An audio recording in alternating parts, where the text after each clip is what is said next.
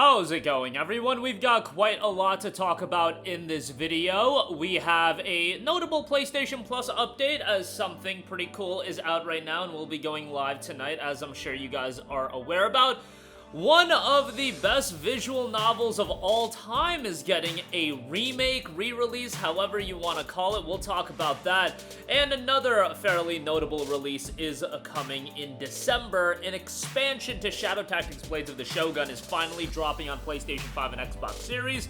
I've talked very highly about Shadow Tactics. I think it's a great game from MME Studios. We'll talk that at the end of this video. But right off the top, the official Monster Hunter Twitter account noted PlayStation Plus preloads for the early access portion of the Monster Hunter Wilds open beta test is live now. Hunters on other platforms, fear not, there will be a preload for you too from October 30th, 8 p.m.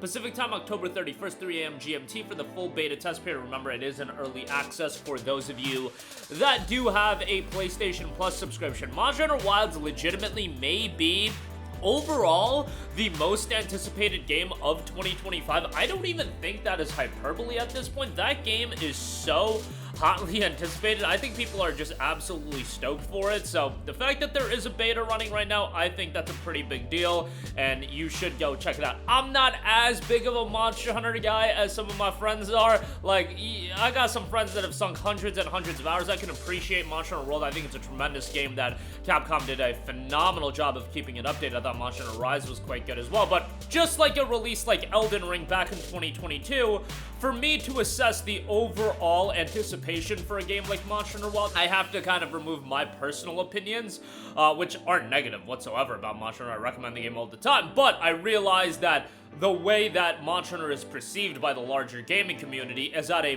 much higher level, and it's going to do incredibly well, and hopefully this beta sets a nice tempo. I also think February, batten down the hatches. We already got games pushing release dates because they're coming out at the same time as Monster Hunter Wilds. Pirate Yakuza, I should say, shifted its release date, which I just think is absolutely hilarious. And February is just nutty for game releases. Wilds is at the top, and I look at it like a February 2022, where you had Elden Ring, Horizon, and Dying Light 2.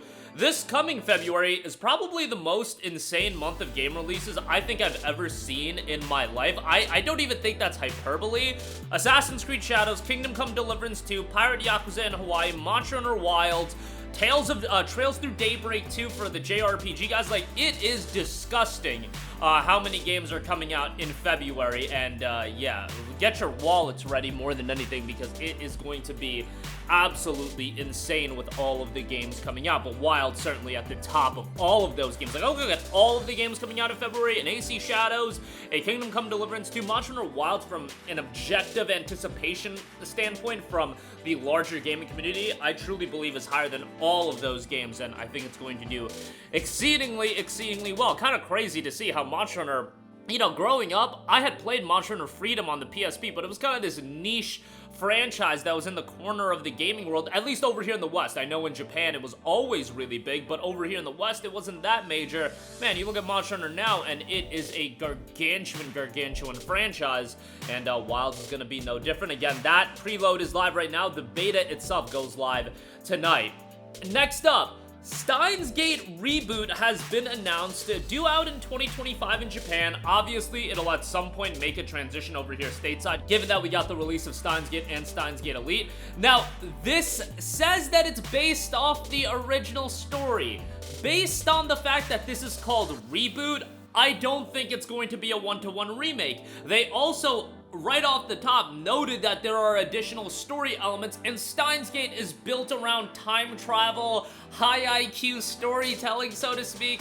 I was talking to a buddy about it earlier, and I think they're gonna Final Fantasy VII remake this. I think for maybe a couple hours, everything will seem normal, and then you'll get little trinkets of information pointing towards some things going awry. That's how I feel like this is gonna go. I'm incredibly excited about it. I was exposed to STEINS Gate via the anime, and I absolutely loved it. And going into watching STEINS Gate, this more methodical, narrative-driven, psychological anime, I really didn't think I was gonna get that much into it, but man, you watch it, and I get what everybody says. The first 11 episodes are fairly slow. Now, it being slow does not mean it's bad. It's very very dialogue heavy, and it's building up to what the latter half of this story is going to be, and I found a lot of it to be rather compelling.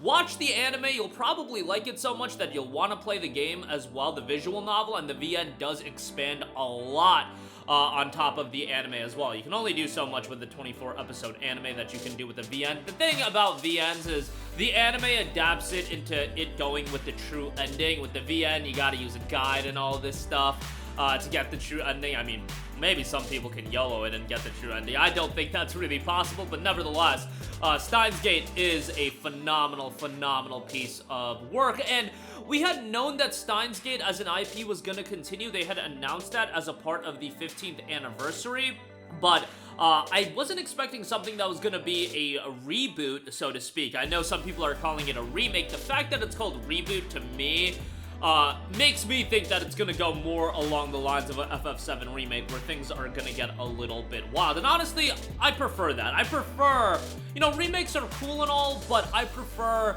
the unexpected. That's why I enjoyed Final Fantasy VII Remake so much, because it was a little bit of the unexpected. I didn't know where we were going, and that adds an air of mystery to the game that otherwise, if it's a true one-to-one remake, that can absolutely work, and a lot of people do prefer that. I like things to get a little wild. What I said about the FF7 Remake post it coming out is like, bro, either they're gonna execute it really well and you're gonna have the original to play, or you're gonna have this amazing remake that, you know, changes some things up, or it's gonna be an absolute train wreck and it'll be hilarious to watch it unfold, and we'll still have the original to play if you want to lean by that. I just think, you know, going a little bit off the wall with remakes and re-releases, that's the best way to handle them. It's never a one-size-fits-all kind of a thing. Some games are you'll probably prefer a true one-to-one remake, but in the case of Steins Gate, based on the style of experience that it is, I don't think a one-to-one remake is exactly what people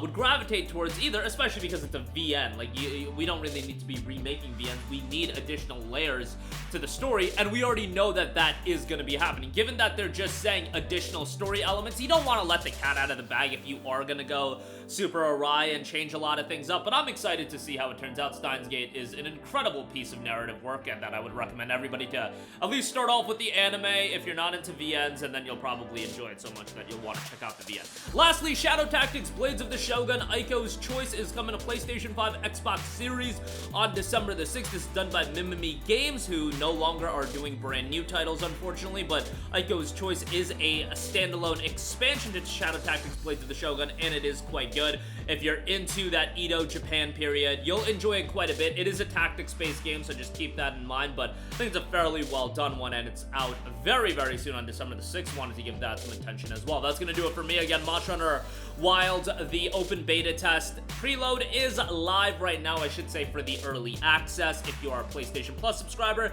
definitely go check that out. Steins Gate Reboot is a re-release of Steins Gate Remake, whatever you want to call it. I think there's going to be some funky stuff going on, let's just put it that way. They already noted additional story elements will be added, and Shadow Tactics Blades of the Shogun Aiko's Choice will be coming to PS5 on December the 6th. That's gonna do it for me. Let me know all of your thoughts in the comments section down below. Sound off there. Thank you for watching, and goodbye. Hey guys, we hope you enjoyed the video, and if you did, make sure to hit the subscribe button, and if you're already subscribed, do us a favor and hit the bell icon. This way you'll be notified whenever we post a new video. That's the best way to keep up with all of our uploads, and we usually try to upload 2 videos a day. And with the bell icon hit, you'll be notified whenever we do upload a video. As always, thanks for watching.